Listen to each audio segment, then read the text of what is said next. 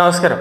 രാജ്യത്ത് ഭീകരവാദത്തെ പ്രോത്സാഹിപ്പിക്കുന്ന എല്ലാ സംഘടനകളെയും നിരോധിക്കാൻ 2025 പുതിയ നിയമം പാസാക്കാൻ കേന്ദ്ര സർക്കാർ ഒരുങ്ങുകയാണ്. അതിൽ പ്രകാരം HDPI ഉൾപ്പെടെയുള്ള മത തീവ്രവാദ സംഘടനകളെ നിരോധിക്കാനാണ് കേന്ദ്ര സർക്കാർ ഇപ്പോൾ തീരുമാനിച്ചിരിക്കുന്നത്. പോപ്പുലർ ഫ്രണ്ട് ഉൾപ്പെടെയുള്ള സംഘടനകളും തീവ്രവാദത്തെ പ്രോത്സാഹിപ്പിച്ചത് കൊണ്ടാണ് പോപ്പുലർ ഫ്രണ്ടിനെ ഒറ്റ നിമിഷം കൊണ്ട് കേന്ദ്ര സർക്കാർ നിരോധിച്ചത് രാജ്യത്തുടനീളം. അതുപോലെ തന്നെ രാജ്യത്തിന്റെ സുരക്ഷയ്ക്ക് കോട്ടം തട്ടുന്ന ഏത് സംഘടനയായാലും, ഏത് വ്യക്തിയായിരുന്നാലും, ഏത് സ്ഥാപനമായാലും ഒരു ദാക്ഷിണ്യവും ഒരു ദയവുമില്ലാതെ നിഷ്ഠൂരം പിടിച്ച് ആജീവനാന്തം തുറങ്കിലടയ്ക്കാൻ അഥവാ ജയിലിലടയ്ക്കാൻ ഒരു കർശനമായ ഒരു നിയമമാണ് കേന്ദ്ര സർക്കാർ ഇപ്പോൾ റെഡിയാക്കുന്നത്. ഭീകരവാദത്തെ വേരോടെ പിഴുതെറിയാൻ ദേശീയ ഭീകരവിരുദ്ധ നയം ഉടൻ രൂപീകരിക്കുമെന്ന് കേന്ദ്ര ആഭ്യന്തര മന്ത്രാലയം മുന്നറിയിപ്പ് നൽകി.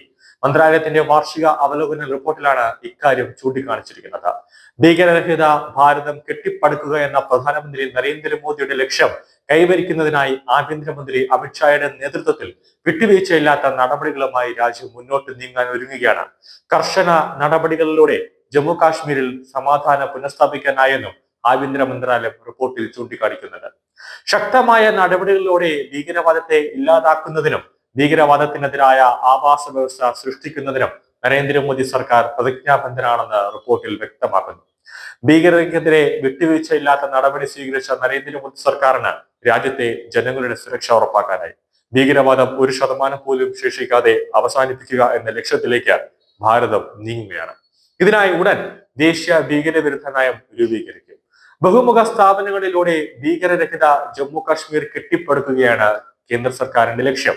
സുരക്ഷാ സേനകൾ ഭീകരർക്കെതിരെ ശക്തമായ പോരാട്ടം നടത്തുമ്പോൾ തീവ്രവാദത്തിലും ഭാരതവിരുദ്ധ പ്രവർത്തനങ്ങളിലും ഏർപ്പെട്ടിരിക്കുന്ന വ്യക്തികളെയും സംഘടനകളെയും നിരോധിച്ച് കേന്ദ്ര ആഭ്യന്തര മന്ത്രാലയം സൈന്യത്തിന് പിന്തുണ നൽകുന്നു. കാസിം ഗുസാർ, ധോളി ഭാർ തുടങ്ങിയവരെ ഭീകരവാദികളായി പ്രഖ്യാപിച്ചു. ഹിസ്ബുൾ ഉൽ തഹീർ ഉൾപ്പെടെ 9 സംഘടനകൾക്ക് നിരോധനം ഏർപ്പെടുത്തി കഴിഞ്ഞു.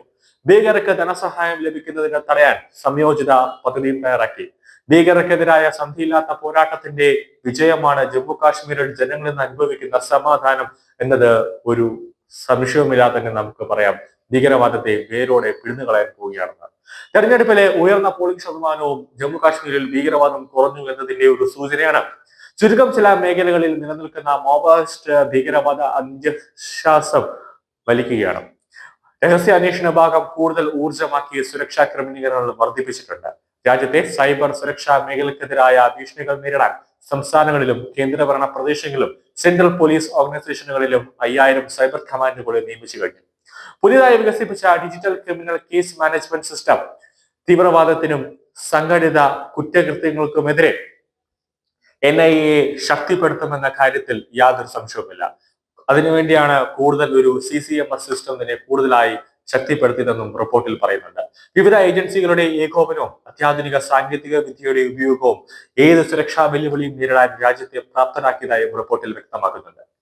കോൺഗ്രസ് സർക്കാർ ഭരിച്ചിരുന്നപ്പോൾ പോലെയുള്ള ഒരു സാഹചര്യമല്ല ഇപ്പോൾ നരേന്ദ്രമോദി സർക്കാർ ഭരിക്കുമ്പോൾ. തീവ്രവാദത്തെ നിഷ്ഠൂരം ഒരു ദയയും ഒരു ദാക്ഷിണ്യവും ഇല്ലാതെ തീവ്രവാദത്തെ കൊന്നൊടുക്കുമെന്ന് ചെങ്കോട്ടയിൽ പ്രധാനമന്ത്രി രാജ്യത്തെ 140 കോടി ജനങ്ങളെ അഭിസംബോധന ചെയ്ത് പറഞ്ഞൊരു കാര്യമാണ്. പുൽവാമയിലും ഒക്കെ ആക്രമണം ഉണ്ടായപ്പോൾ സൈന്യത്തിന് പോയി ചെന്ന് ശത്രു രാജ്യത്തിന്റെ അതിർത്തി കടന്നു ചെന്ന് അവന്റെ മടയിൽ കയറി അവന്റെ തല അറുത്തുകൊണ്ട് വരൂ എന്നുള്ള കർശനമായ ഒരു നിർദ്ദേശം നരേന്ദ്രമോദി സർക്കാർ കൊടുത്തു. പൂർണ്ണമായ ഒരു സ്വാതന്ത്ര്യം ഇന്ത്യൻ പട്ടാളത്തിന് കൊടുത്തു. അതുകൊണ്ട് തന്നെയാണ് ഒരു ദാക്ഷിണ്യം കൂടാതെ തീവ്രവാദം ഉണ്ടോ അതിന് നിഷ്ഠൂരമങ്ങ് മാർച്ച് കളയുക ഭൂമിയിൽ നിന്നും. ആ ഒരു ധൈര്യമാണ് പട്ടാളക്കാർക്ക് ഇപ്പോൾ ഊർജം കിട്ടിയിരിക്കുന്നത്.